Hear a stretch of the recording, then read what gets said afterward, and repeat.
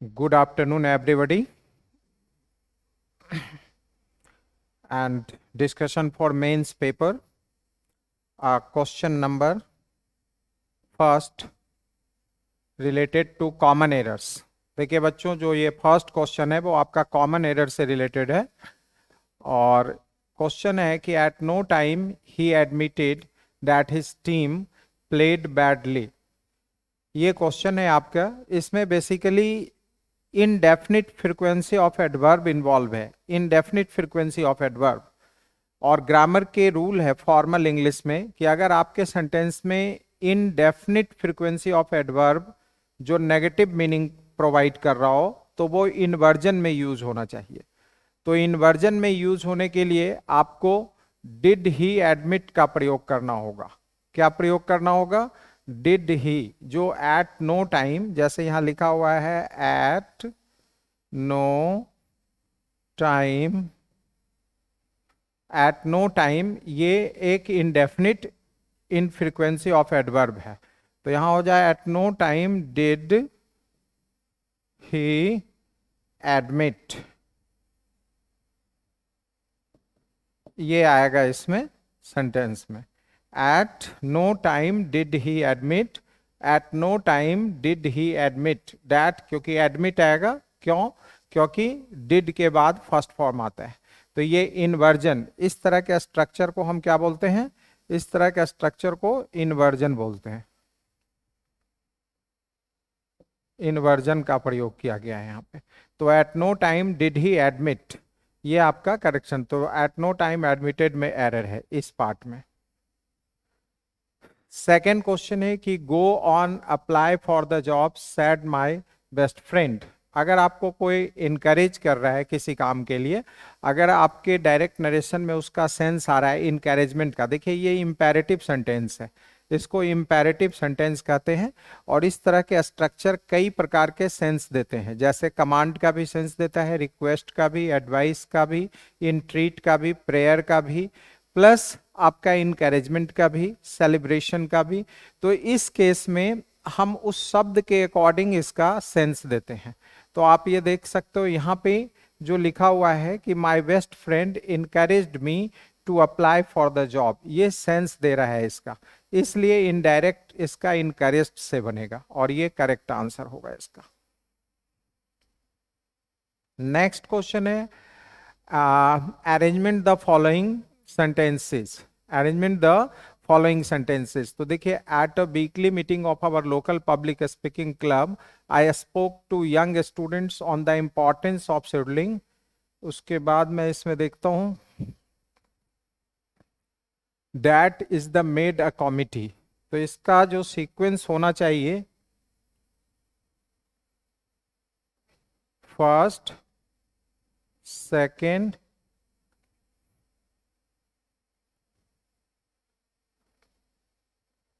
उसके बाद आपका क्यू कहाँ पे है, इसमें पी हो गया, और ये थर्ड में आपका आ जाएगा। तो इसका सीक्वेंस सबसे पहले होगा कि at a weekly meeting of our local public speaking club I spoke to young students on the importance of scheduling the science of allocating time for the studies. ये फर्स्ट पार्ट हो गया। P जो है आपका first part है। Second है, क्योंकि P से ही रिलेटेड, स्टडीज के बाद कि आई साइटेड, साइटेड का मतलब एग्जाम्पल दिया, an example of how one of my students, यहाँ भी स्टूडेंट्स की बात हो रही है। तो यहाँ पे आप देख सकते हो कि ये देखिए स्टूडेंट्स यहाँ है और यहाँ भी स्टूडेंट्स ही आ रहा है। तो ये सेंटेंस कहीं ना कहीं हमें कोरिलेट कर रहा है in mathematics by managing to recall. तो ये सेकंड हो जाएगा। तो पी आर, उसके बाद थर्ड में क्यू आ जाएगा कि I explained to them that कि she did using it if then. तो इसका सीक्वेंस होना चाहिए, सीक्वेंस जो होना चाहिए इसका P, P R Q S, ये सीक्वेंस होना चाहिए इसका। अब देखते हैं कि पी आर क्यू एस, ये आएगा आपका इसका।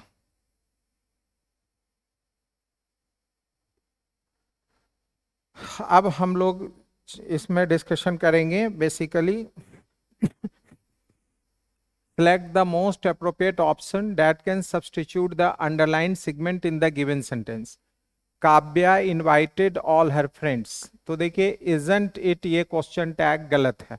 जब भी सेंटेंस का जो प्रिंसिपल पार्ट है, जो मुख्य पार्ट है, उसके अकॉर्डिंग क्वेश्चन टैग रिएक्ट करता है। तो काव्या इनवाइटेड, इनवाइटेड यहाँ क्या है, सिंपल पास्ट है, तो सिंपल पास्ट में ही जाएगा क्वेश्चन टैग। लेकिन इसमें एक बात इंपॉर्टेंट ध्यान में रखना है कि सेंटेंस जो है नेगेटिव स्ट्रक्चर में है या पॉजिटिव में। तो देखिए काव्या इनवाइट ऑल हर फ्रेंड्स, ये पॉजिटिव स्ट्रक्चर में है, तो इसका क्वेश्चन टैग नेगेटिव बनेगा। तो क्या हो जाएगा, डिडंट सी। नेक्स्ट है the following sentences has been split into 4, identify the contents a grammatical error. देखिए द रिपोर्ट प्रोवाइड्स वरीड, ये वरीड जो है यहाँ पे रॉन्ग यूज है। एविडेंस क्या है, एविडेंस जो है नाउन है, एविडेंस क्या है, नाउन है। तो यहाँ हमें पार्टिसिपल एडजेक्टिव चाहिए, लेकिन प्रेजेंट पार्टिसिपल एडजेक्टिव चाहिए।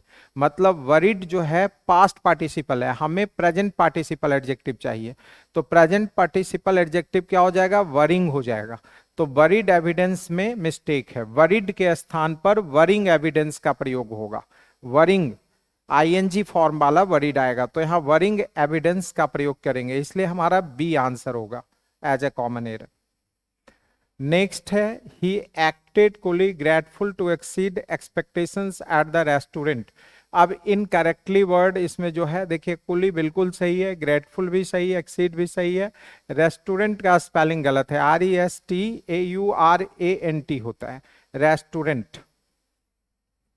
नेक्स्ट है when his envious competitor extended a hand of friendship he smelt a rat। देखिए टू स्मेल अ रैट का मतलब ही होता है टू सस्पेक्ट समथिंग रॉन्ग। किसी भी घटना से पूर्वाभास जो होता है कि कुछ होने वाला है, कुछ गलत होने वाला है उससे। तो डिटेक्टेड समथिंग रॉन्ग, देखिए फेल्ट वेरी प्लीज्ड नहीं होगा। बिकेम कॉम्प्लिसेंट का मतलब होता है सेल्फ सेटिस्फाइड या ओवर कॉन्फिडेंट, ये भी नहीं होगा। बिहेव्ड एरोगेंटली मतलब अभिमान से भरकर, या उसको कह सकते हैं बहुत ही अभिमानी होकर कोई काम को करना या बिहेव करना। तो इसका आंसर जो होगा डिटेक्टेड समथिंग रॉन्ग, मतलब टू सस्पेक्ट समथिंग रॉन्ग। ये बहुत ही पॉपुलर ईडियम है और ये गलत नहीं होना चाहिए। Next, the company plans to augment its workforce by 20%। देखिए ऑगमेंट का अपोजिट पूछा जा रहा है, तो ऑगमेंट मीन्स क्या होता है, AUGMENT। ऑगमेंट का मतलब होता है इनहैंस करना, ENHANCE, इनहैंस या इनलार्ज करना। तो यहाँ पे इसका अपोजिट क्या हो जाए, रिफ्लेक्शन हो नहीं सकता है किसी भी चीज का, कहते हैं ना प्रतिबिंब बनना, रिफ्लेक्शन बनना नहीं। रेजोल्यूशन कमिटमेंट के सेंस में नहीं होगा। कॉन्टिग्यूअस जो है समीप मतलब एडज्वाइनिंग, नियर बाई के सेंस में यूज होता है, एडज्वाइनिंग के सेंस में यूज होता है के समीप में, तो ये भी नहीं होगा, ये भी नहीं होगा, ये भी नहीं होगा। इसका आंसर अपोजिट क्या होगा, डिक्रीज, कम होना। नेक्स्ट है one word substitute. Group of words के लिए वन वर्ड सब्सटीट्यूट बताना है कि almost unconscious and is unable to act or think normally specially as a result of drink or drugs. तो देखिए क्रुक, क्रुक का मतलब क्या होता है, डिसऑनेस्ट, डिसऑनेस्ट पर्सन वह क्रुक बोलते हैं। ब्रुक का मतलब होता है एंड्योर, ब्रुक का मतलब ENDURE, इंड्योर होता है। रोग का मतलब होता है जो एक फंडामेंटल प्रिंसिपल्स को फॉलो ना करे, जैसे नॉन डेमोक्रेटिक प्रिंसिपल्स के तहत जो काम करता हो उसे रोग कहते हैं, यह भी नेगेटिव वर्ड है। और स्टूपर का मतलब होता है जो ड्रग्स या ड्रिंक लेकर नॉर्मली थिंक और बिहेव करता है, अनेबल हो जाता है, मतलब वो उसका जो चेतना है वो मर जाता है, इसलिए यहाँ पे स्टूपर का यूज होगा।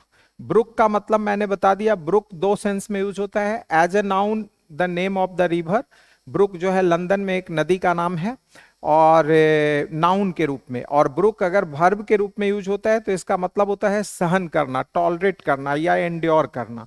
और क्रुक आपने फ्रेज पढ़ा होगा, बैंड ऑफ क्रुक मतलब person of dishonest person, A group of dishonest person या डिसऑनेस्ट या इमोरल, अनैतिक, क्रुक का मीनिंग होता है। अब आइए next, choose the incorrectly word. आपको तो क्लाउन का मीनिंग गलत है, CLOWN होता है, CLOWN। क्लाउन मीन्स होता है रस्टिक, RUSTIC, रस्टिक। देहाती, गवार, जोकर बोलते हैं इसे। बाकी सबका स्पेलिंग सही है। नेक्स्ट है Rita said I am not feeling well. ये आपका डायरेक्ट नरेशन है, इसका इनडायरेक्ट बनाना है। तो देखिए बहुत इजी है, I am not feeling well को आपको लेना है। तो Rita said she was not feeling well, Rita said. अब विल नॉट बी फीलिंग तो आएगा ही नहीं, इज नॉट फीलिंग भी नहीं आएगा, और आई एम नॉट फीलिंग भी नहीं आएगा। तो इसमें एक ही है कि वॉज भी है, नॉट भी है, ये सी भी है। इसके अकॉर्डिंग चेंज होगा, तो यहाँ पे रीता आ गया, तो इसलिए आपका आंसर ए होगा। नेक्स्ट है the man was gracious enough to thank for all the hard work. Gracious मतलब काइंड और जेनरस के सेंस में, हॉरिड मतलब हॉरिबल के सेंस में, रिपेलेंट पश्चाताप के सेंस में, अट्रैक्टिव आकर्षण के सेंस में। तो आपका ग्रेसियस यूज होगा। नेक्स्ट है Kiran said I will reach Patna tomorrow morning. अब इसमें देखिए, इसमें क्या है, आपका विल रीच है इन डायरेक्ट नरेशन में। तो किरण सेड दैट सी विल, तो ये तो हो ही नहीं सकता क्योंकि इसमें विल रीच आ गया, इसमें सेज आ गया, तो ये गलत है। यहां भी शी विल आ गया तो नहीं आएगा। Kiran said that I will reach, ये भी गलत है। अब यहां देखिए किरण सेड दैट शी, बिल्कुल सही है क्योंकि आई चेंज होगा इसके अकॉर्डिंग। अब वुड, विल जो है वुड में बदल गया, फिर रीच आ गया, और नेक्स्ट मॉर्निंग आ गया, टुमारो मॉर्निंग जो है नेक्स्ट मॉर्निंग में चेंज हो गया। तो आपका डी आंसर हो जाएगा अगर आप इस चीज को देखेंगे तो that's a very good. Next, extreme poverty made the poor women wonder how long she could keep the all from the door. तो देखिए इसमें सिंपल सा चीज क्या है, keep the all from the door का मतलब होता है भूखमरी को दूर रखना, अवॉइड करना। तो स्टारवेशन का मतलब ही भूखमरी होता है, तो अवॉइड स्टारवेशन होता है कि उसको दूर रखना, डिस्टेंस में रखना, हटाना, रिमूव करना। तो आपका ए आंसर हो जाएगा।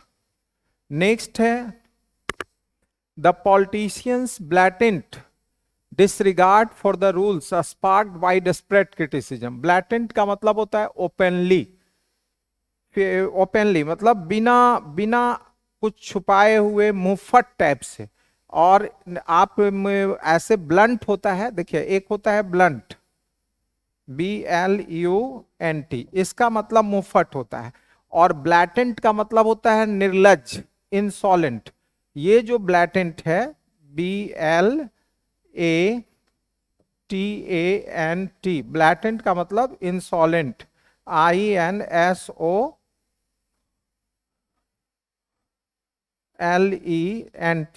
इंसॉलेंट मतलब निर्लज, arrogantly, audaciously, disregard for the rules. जैसे पॉलिटिशियंस ब्लैटेंट डिसरिगार्ड मतलब मान लो कोई राजनीतिज्ञ है, सब कुछ जानते हुए भी रूल्स को अगर डिसरिगार्ड कर रहा है, और स्पार्क बाय, और उसका बहुत बड़े पैमाने पे क्रिटिसिज्म हो रहा है। तो इसमें बेसिकली आपको ये बताना है कि इसका अपोजिट क्या होगा। तो सबका मीनिंग जानना बहुत जरूरी। यार्न का मतलब होता है डिजायर, इसका मीनिंग ही होता है WISH, विश या डिजायर, डिजायर। और मेटामॉर्फोसिस का मतलब होता है मैजिकल चेंज, बहुत जादुई तरीके से, नाटकीय ढंग से जब कोई चीज परिवर्तन होता है उसे मेटामॉर्फोसिस कहते हैं। तो मेटामॉर्फोसिस का मतलब क्या होता है, सडन चेंज या मैजिकल चेंज। और इनकॉन्स्पिक्यूअस, कॉन्स्पिक्यूअस मतलब होता है क्लियर, और इनकॉन्स्पिक्यूअस का मतलब होता है हिडन, सीक्रेट, नॉट क्लियर। तो इसका आंसर सी हो जाएगा। यहां ब्लैटेंट ओपनली हो गया, बहुत क्लियरली हो गया, और इंसॉलेंटली हो गया। तो इसका अपोजिट ये हो जाए।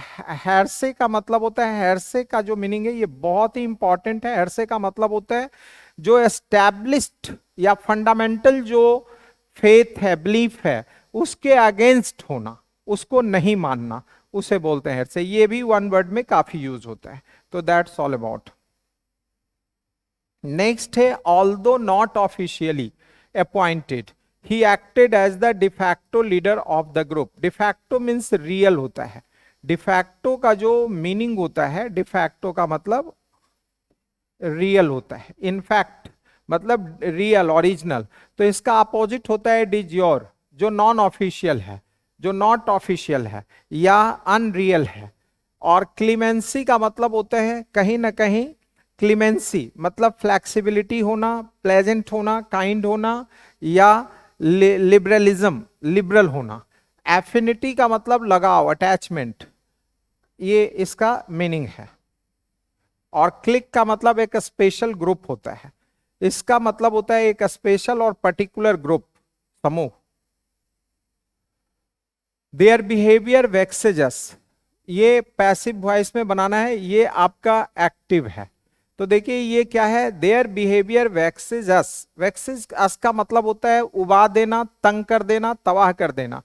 तो यहां पे ये सिंपल प्रेजेंट है, तो इसको हमें चेंज करना है। तो क्या हो जाएगा, देखिए बी हैड बीन, ये तो हो ही नहीं सकता। फिर है हैव बीन, ये भी नहीं हो सकता। आर बीइंग नहीं हो सकता। आपका बी आंसर होगा। क्यों कि there we had been vexed by their behaviour, तो देयर बिहेवियर वेक्सेज अस, तो अस जो है सब्जेक्ट में काम किया, we are vexed by their behaviour, तो बी आंसर हो जाएगा इसका।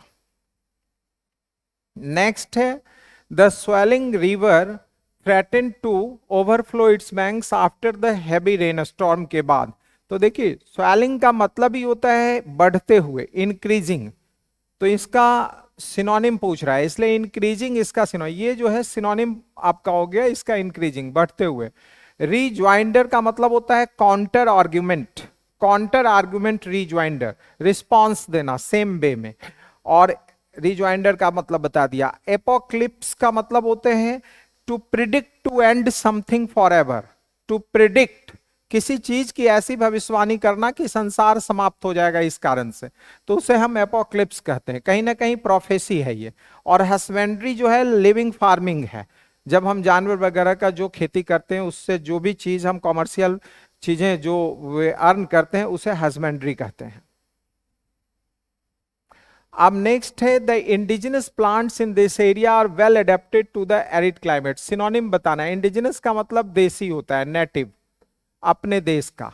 मैंडेट क्या होता है, जनादेश। कहते हैं ना कि इस इलेक्शन में, इस चुनाव में मैंडेट मिला है, वर्डिक्ट मिला है, डिसीजन मिला है, जिसको जनादेश कहते हैं, पीपल्स ओपिनियन या डिसीजन। प्रीडिलेक्शन का मतलब क्या होता है, चाहत। प्रीडिलेक्शन का मतलब चाहत होता है, और इसका इंग्लिश मीनिंग अगर आप जानना चाहते हैं तो पेंचेंट होता है, PENCHANT, पेंचेंट होता है।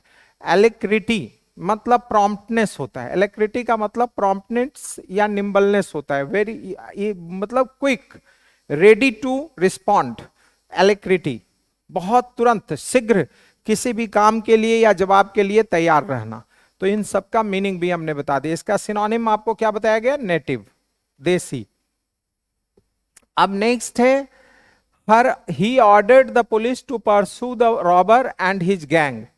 तो देखिए यहां पे ही ऑर्डर्ड द पुलिस, किसको, पुलिस को ऑर्डर दिया। तो ये क्या है, ये सेंटेंस पूरा एक्टिव में है, इसको पैसिव में आपको बनाना है। तो जब आप इसको पैसिव में बनाएंगे तो सबसे पहले आपको देखना है कि सेंटेंस किस टेंस में है। तो ही ऑर्डर्ड द पुलिस, तो सिंपल पास्ट टेंस में है, ये किस में है, सिंपल पास्ट टेंस में।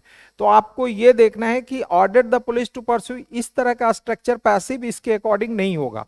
परस्यू द रॉबर, इसमें भी कोई मतलब नहीं, the robber and gang were, no, क्योंकि पुलिस हमारा सब्जेक्ट हो जाएगा पैसिव में। तो the police were ordered, police को ऑर्डर किया गया टू परसू करने के लिए, and the pursue the robber, किसको, रॉबर को, एंड हिज गैंग को। तो यहां देख लीजिए ही ऑर्डर्ड द पुलिस, ये ही था, और ऑर्डर किसको किया, पुलिस को। तो यहां पे एक्टिव में ये पुलिस जो है ऑब्जेक्ट है, लेकिन जब ये पैसिव में जाएगा तो सब्जेक्ट बन जाएगा, इसलिए डी आंसर होगा। नेक्स्ट है most animals which are nocturnal, कहता है अधिकांश जानवर जो नॉक्टर्नल होते हैं, मतलब एक्टिव ड्यूरिंग द नाइट। इस नॉक्टर्नल का मीनिंग होता है, नॉक्टर्नल का जो मीनिंग होता है वहां मैं लिख देता हूं, एक्टिव ड्यूरिंग नाइट, नाइट जो एक्टिव होता है ड्यूरिंग नाइट उसे नॉक्टर्नल कहते हैं। तो ये नॉक्टर्नल सेंस देता है। तो कहता है most animals which are nocturnal have a sharper, बहुत ही तीक्ष्ण और तेज उनका विजन होता है, दृष्टि, at night then in the morning, रात में जो नॉकटर्नल होते हैं, जो एक्टिव होते हैं रात्रि में, उनका नेचुरल सी बात है, ये नेचुरल फिनोमेना है कि उनका जो विजन होगा, जो दृष्टि होगा, वो ज्यादा तेज होगा दिन के तुलना में या मॉर्निंग के तुलना में, इसलिए विजन होगा। साइट नहीं होगा, या व्यू नहीं होगा, आई नहीं होगा। Vision is related to what? दृष्टि। तो दृष्टि की बात हो रही है, यहाँ आंख की बात नहीं हो रही है, व्यू की बात, दृष्टिकोण की बात नहीं हो रही है, साइट की बात नहीं हो रही है। नेक्स्ट है आपका अरेंज द फॉलोइंग सेंटेंसेस। तो सबसे पहले हम क्या लेंगे? सी।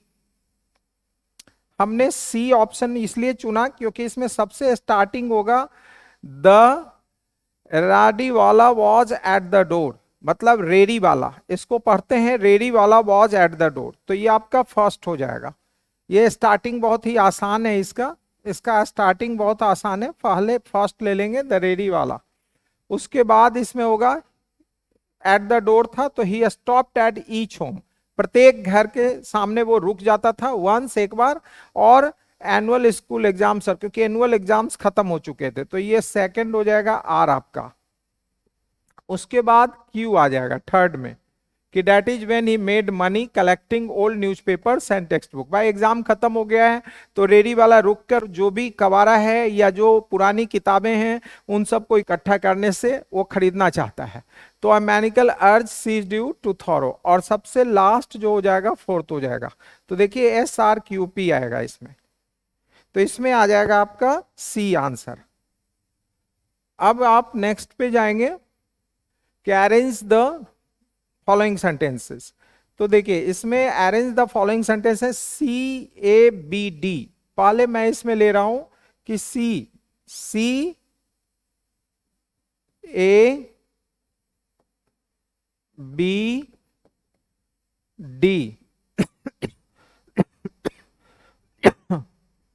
तो आप देख सकते हैं सबसे फर्स्ट हमने क्या लिखा? The 16th edition of the Indian Premier League March to May kicked off with a coin toss by captains Maharaja Singh Dhoni, Mahendra Singh Dhoni, Chennai super kings and Hardik. उसके बाद सेकंड इसमें हमने रखा beyond being just a cricket tournament, the IPL is a cultural phenomenon that has captured the hearts of millions of fans worldwide. तो देखिए सबसे पहले सी को हम सेकंड से क्यों कनेक्ट कर रहे हैं? मतलब the 16th edition of the Indian Premier League जो मैच है टू मे टू इतना किक्ड ऑफ, मतलब शुरुआत हो गया है, क्वाइन टॉस हो गया है।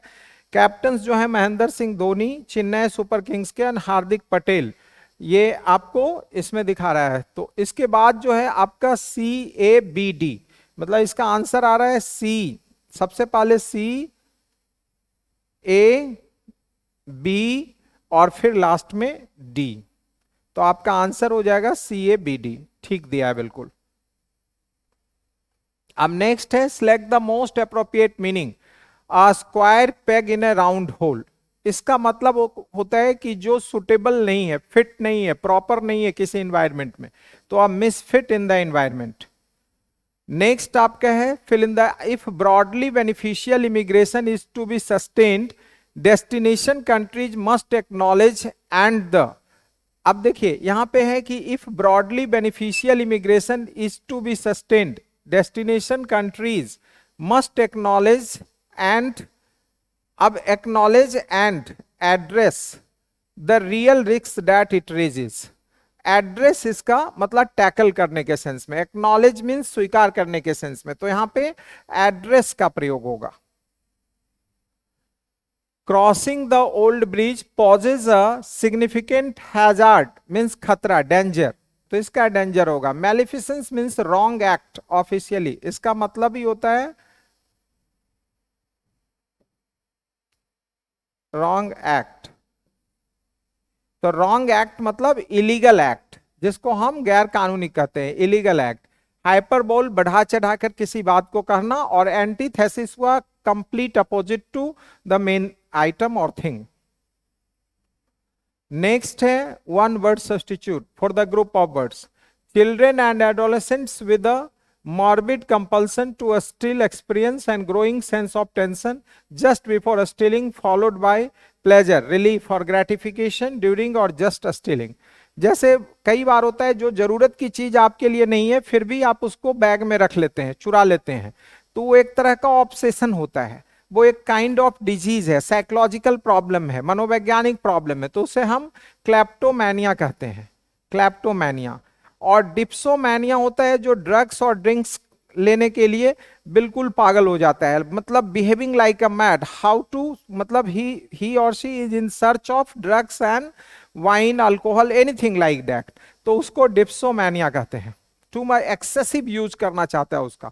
मेगालोमैनिया भी, क्योंकि मैनिया जिसमें भी लगा हुआ है वो टू मच एक्सेसिव, तो excessive desire to control the whole world arrogantly, इसको मेगालोमैनिया कहते हैं, कि सबसे बड़ा अपने को सुप्रीम समझने वाला और पूरे संसार को नियंत्रण करने की इच्छा रखने वाला, उसे मेगालोमैनिया कहते हैं। और पैरोमैनिया जो excessive desire to set on fire, किसी भी चीज को आग लगा देने की तीव्र इच्छा, तो उसको पैरोमैनिया, पैरो का मतलब ही होता है आग, फायर, और mania means madness.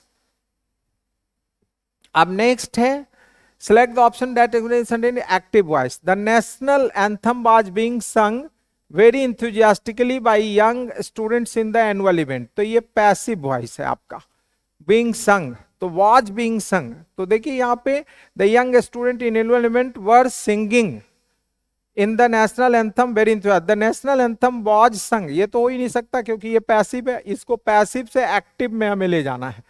The national anthem was sung नहीं हो सकता है। The young students in the annual event had been आ गया, ये भी पैसिव आ गया, ये नहीं हो सकता है। अब लास्ट देखते हैं, the national anthem sang the young, अब ये sang आ गया तो ये एक्टिव तो है लेकिन सिंपल पास्ट है, इसलिए ये भी नहीं होगा। हमें क्या चाहिए, क्योंकि यहाँ was being sung है तो पास्ट कॉन्टिन्यूअस चाहिए एक्टिव में, तो हो जाएगा the young students in the annual event were singing, यहाँ वर भी है और सिंगिंग भी है, तो आपका आंसर ए हो जाएगा।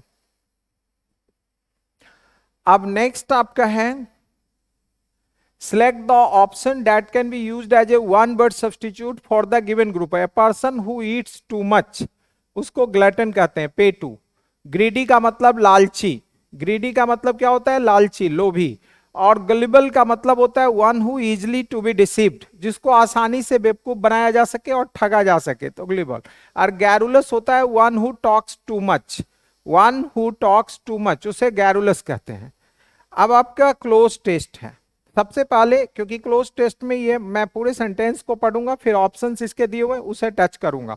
Of all the stages through which a person, अब देखिए इसमें सबसे पहले क्या ऑप्शन दे रहा है, तो विल हैव, हमने यहाँ पे विल हैव चूज किया है, तो सबसे पहले हम यहाँ पे लगाएंगे विल हैव, क्या लगाएंगे, विल हैव, विल हैव का प्रयोग करेंगे, मतलब of all the stages through which a person will have to pass, उसको गुजरना पड़ेगा किस चीज से, death is, death is the most, यहां द है तो इसलिए यहां पे जो आएगा वो मोस्ट आएगा, मोस्ट सर्टेन है, मतलब वो बिल्कुल निश्चित है, कोई डाउट नहीं है। Everyone who is alive now will be dead sometime, जो आज जिंदा है वो किसी एक समय में वो मरेगा फ्यूचर में। One day the eyes of those who see will fade, जिसकी आंखें भी मतलब फेड करेगी, एंड देयर टंग्स भी, मतलब सब कुछ धीरे धीरे खराब होगा।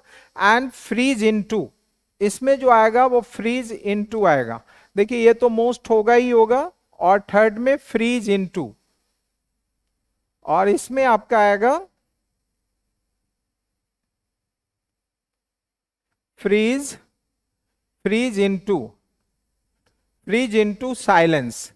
Every human being will one day be living this world, कहता है हर एक इंसान को एक दिन इस संसार को छोड़ना होगा, नेवर टू रिटर्न, फिर वो वापस नहीं आएगा, और entering a world, new world में घुसेगा, which he will never leave, जो कभी वो न छोड़ेगा। No one can be sure, कोई भी निश्चित नहीं हो सकता है कि व्हेन डेथ विल कम, कि मृत्यु कब आएगी। It might strike at any instant, किसी भी क्षण मृत्यु जो है स्ट्राइक कर सकती, आ सकती है। The gravity of the situation, जो सीरियसनेस मतलब गंभीरता है जो परिस्थिति का, वो लाइज इन द डेथ, मृत्यु में, not being the end of life, वो जीवन का अंत नहीं है, but rather the beginning of a new eternal life, एक ऐसी जीवन की शुरुआत, एटर्नल, इटर्नल का मतलब होता है एवरलास्टिंग, जिसका अंत नहीं होता है। अ वर्ल्ड ऑफ अब 4 में हम देखेंगे कि क्या लगाएंगे, फोर्थ में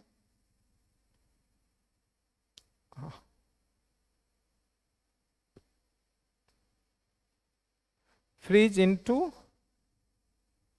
उसके बाद एवर लास्टिंग, 33 में आपका एवर लास्टिंग आएगा।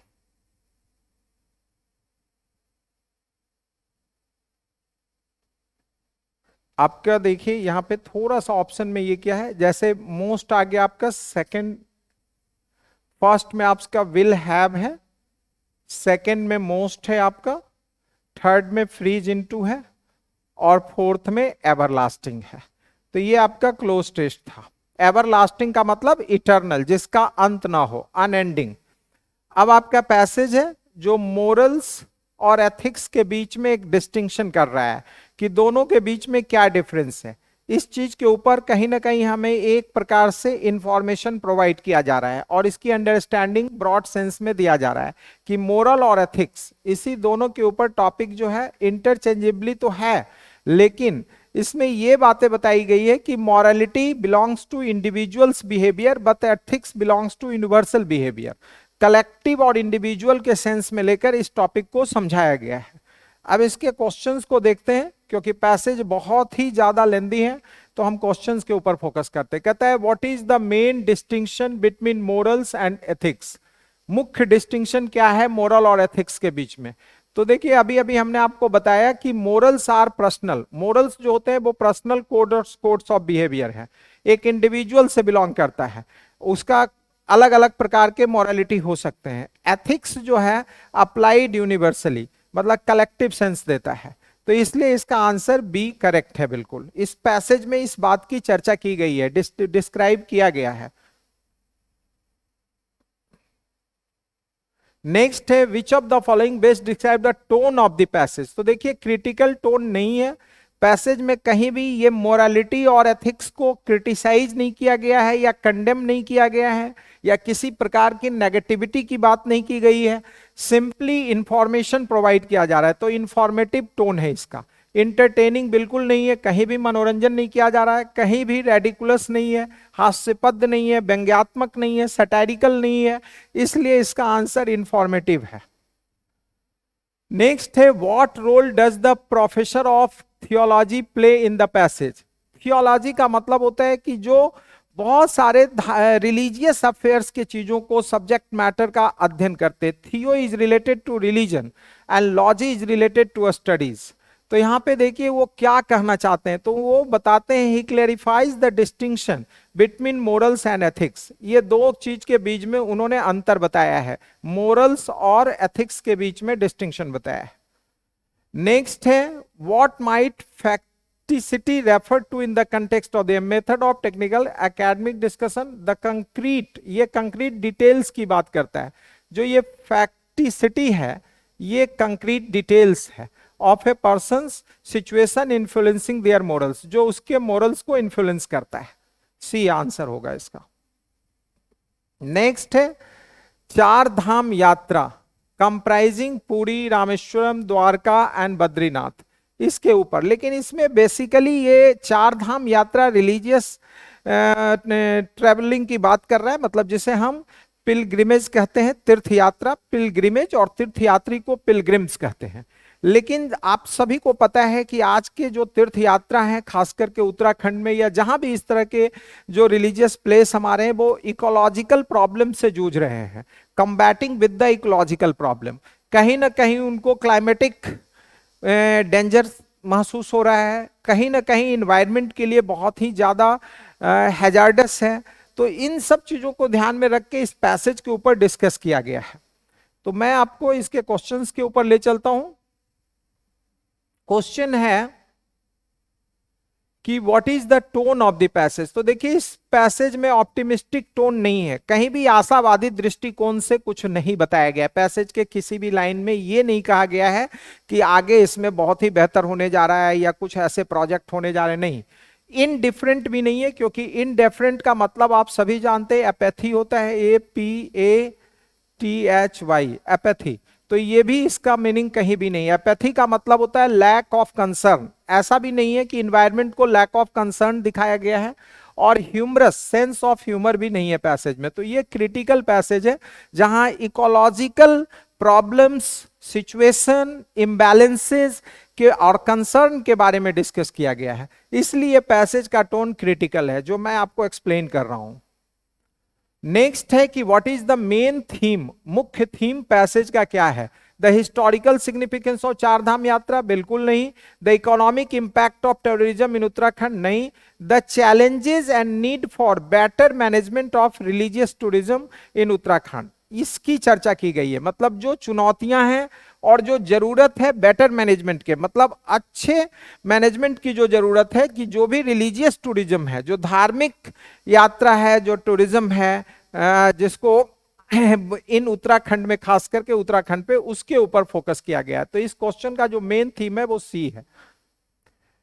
नेक्स्ट है, based on the passage which of the following is a reason for Uttarakhand to focus on quality tourism rather than quantity tourism. तो Uttarakhand need to reduce quality to helps in managing the fragile. देखिए, quality tourism, जो गुणवत्ता वाली tourism जो होती है, वो मदद करता है इन मैनेजिंग द फ्रेजाइल इकोलॉजी, जो कमजोर इकोलॉजी है, जिसका एनवायरनमेंट बहुत ही ज्यादा प्रभावित हो गया है और कमजोर हो गया है, वो state while providing employment opportunities and meeting the needs of high and tourists.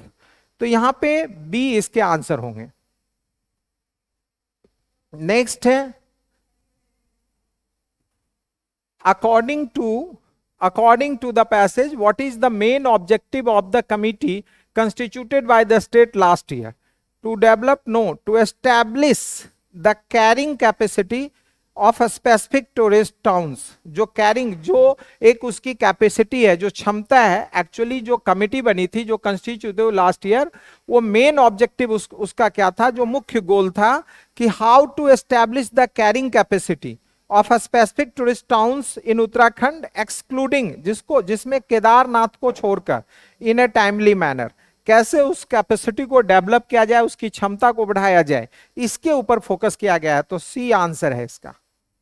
Next है कि Ayesha was waiting for dinner today. ये स्टोरी बेस्ड पैसेज है, तो इसमें बहुत ही फैक्ट्स पे क्वेश्चन है, कुछ समझाने वाली चीजें नहीं है। थर्ड पैसेज हमेशा बहुत इजी होता है, तो इसमें आप बहुत आसानी से समझ सकते हैं। कहते हैं कि what was the most likely reason why puri did not puff up, नहीं फुला and float like the others. The oil was not enough, the puri was not rollable, कि no the dough was too thick. इसका answer D होगा कि dough was too thick, D. The oil was not, the puri was not rolled evenly, there was too much moisture, no, D.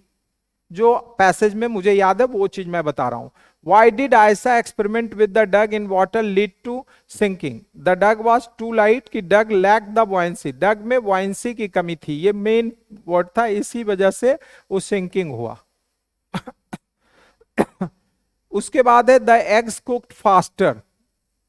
कहते हैं कि what was the effect of adding too much salt to the water when boiling eggs? According to the passage, the eggs cooked faster, the eggs began to float, the eggs remained at the bottom, कि the eggs became inedible, नहीं, यहां पे होगा the eggs began to float, the eggs began to float, not cooked faster, eggs began to float। Next है कि why did soap case continue to float even after Aisha? The soap dissolved in the water, not the water inside। इसमें क्या है कि जो soap था वो एक ऐसे मटेरियल से बना हुआ था, मतलब एक ऐसे मटेरियल से जो हो सकता है प्लास्टिक मटेरियल हो या जो पानी में तैर सकता हो, ये पैसेज में मिला है। तो the soap case was made of buoyant material, इसका ए आंसर होगा। तो that's all about the entire discussion of passage in a very comprehensive manner. What ever the things I can delivered, I delivered. जो भी चीजें इसमें समझाने लायक चीजें थी उसको मैंने आपको बताया है, डिस्कस किया है। और thank you very much for taking part in this discussion. Thank you.